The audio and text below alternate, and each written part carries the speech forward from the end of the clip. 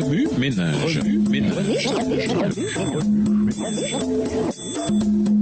Bienvenue dans votre émission Remue-ménage. Nous voilà au dimanche 17 avril, de la bête à la table de communion fraternelle, le Romain et le Messie.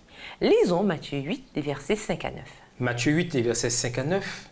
Comme Jésus entrait dans Capernaum, un centenier l'aborda, le priant et disant « Seigneur, mon serviteur est couché à la maison, atteint de paralysie et souffrant beaucoup. » Jésus lui dit « J'irai et je le guérirai. » Le centenier répondit « Seigneur, je ne suis pas digne que tu entres sous mon toit, mais dis seulement un mot et mon serviteur sera guéri. Car moi qui suis soumis à des supérieurs, j'ai des soldats sous mes ordres. Et je dis à l'un va et il va, à l'autre viens et il vient, et à mon serviteur fais cela et il le fait. » Dans Matthieu 8 et 9, nous découvrons la rencontre de Jésus avec un centurion romain. Parmi tous les parias de la société, aucun n'était méprisé comme les Romains qui occupaient la Palestine juive. La haine des Juifs envers Rome était si profonde qu'une révolution grondait. Sentant la nécessité de stabiliser les choses, les Romains établirent des procurateurs pour gouverner la Palestine et pour écraser les rébellions et les manifestations qui, pour finir, éclatèrent et conduisirent à une guerre en l'an 66 après Jésus-Christ. Ainsi, la situation entre les Romains et les Juifs à l'époque de Jésus était extrêmement tendue. C'est dans ce contexte qu'un brave centurion romain, un commandant d'une centurie dans l'armée romaine, entendit parler d'un Juif qui avait guéri des mourants et des estropiés. Le fait même que le centurion désire venir à Jésus pour demander la guérison de son serviteur montre que Jésus allait à l'encontre de la culture de son temps. En effet, il était désireux d'écouter les problèmes d'un Romain haut gradé, d'un homme haï des Juifs et même de certains de ses disciples. En dépit de tout cela, ce Romain, le pire des ennemis, vint vers Jésus par la foi. La bête romaine. Lisons Daniel 7, les versets 7, 8, 17, 18 et 23 à 25. Daniel 7, les versets 7, 8, 17, 18 et 23 à 25. Après cela, je regardai pendant mes visions nocturnes, et voici, il y avait un quatrième animal, terrible, épouvantable et extraordinairement fort. Il avait de grandes dents de fer, il mangeait, brisait, et il foulait aux pieds ce qui restait. Il était différent de tous les animaux précédents, et il avait 10 cornes. Je considérai les cornes, et voici une autre petite corne sortie du milieu d'elle. Et 3 des premières cornes furent arrachées devant cette corne. Et voici, elle avait des yeux comme des yeux d'homme et une bouche qui parlait avec arrogance. Versets 17 et 18. Ces 4 grands animaux, ce sont 4 rois qui s'élèveront de la terre. Mais les saints du Très-Haut recevront le royaume et ils posséderont le royaume éternellement d'éternité en éternité. Versets 23 à 25. Il me parla ainsi. Le 4e animal, c'est un 4e royaume qui existera sur la terre, différent de tous les royaumes, et qui dévorera toute la terre, la foulera et la brisera. Les 10 cornes, ce sont 10 rois qui s'élèveront de ce royaume. Un autre s'élèvera après eux, il sera différent des premiers, et il abaissera 3 rois. Il prononcera des paroles contre le Très-Haut, il opprimera les saints du Très-Haut, et il espérera changer les temps et la loi, et les saints seront livrés entre ses mains pendant un temps, des temps et la moitié d'un temps. Le mépris des Juifs pour le gouvernement romain durant la vie de Jésus n'était pas apparu sans raison. C'était la prophétie qui poussait le peuple élu de Dieu à considérer les Romains avec dédain.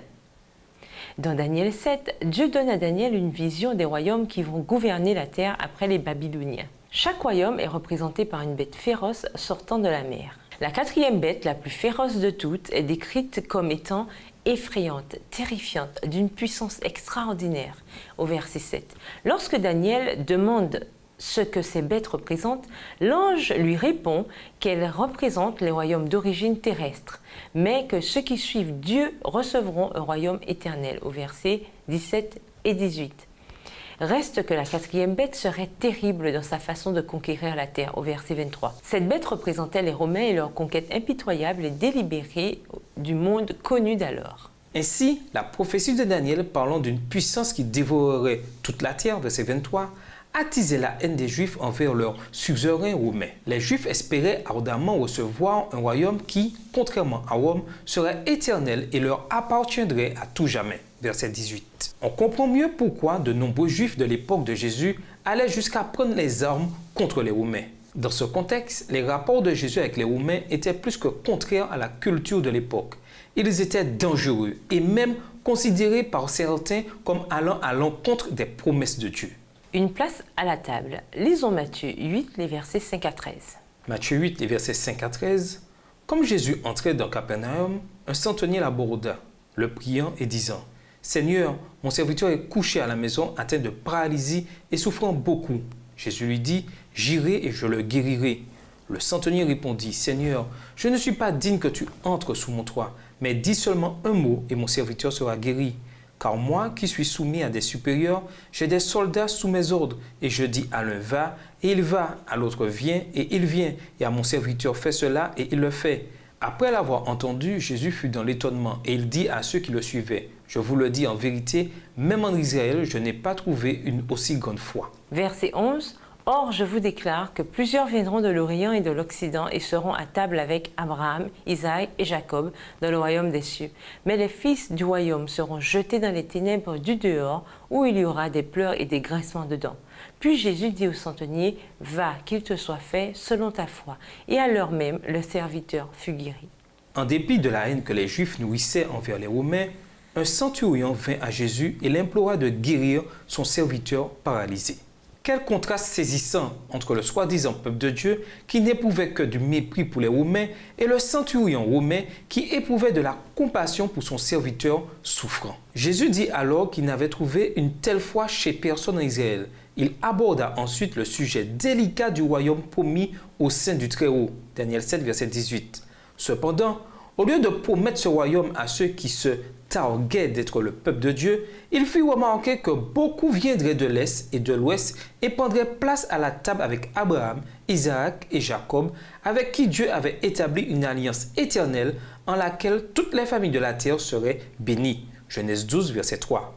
Entre-temps, les fils du royaume seraient jetés dehors. Matthieu 8, verset 12. Ce faisant, Jésus ouvrit les portes du royaume et invita à sa table quiconque croyait en lui et en ses enseignements. La foi des ennemis. Lisons le psaume 23, le verset 5.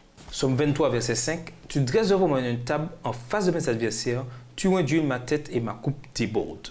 Voilà une tournure surprenante. Ce n'est pas le peuple de Dieu qui hérite du royaume promis dans Daniel, mais un représentant important du camp ennemi. En plus d'avoir compassion d'un homme ayant moins de chance que lui, le centurion crut que le Dieu d'Israël était capable de guérir son serviteur. Il se rendit aussi compte que seule la foi en le Messie juif pouvait opérer une telle guérison. Et effectivement, à la fin de l'histoire, le serviteur fut guéri. Jésus en profita alors pour souligner un point plus important encore au sujet de la foi.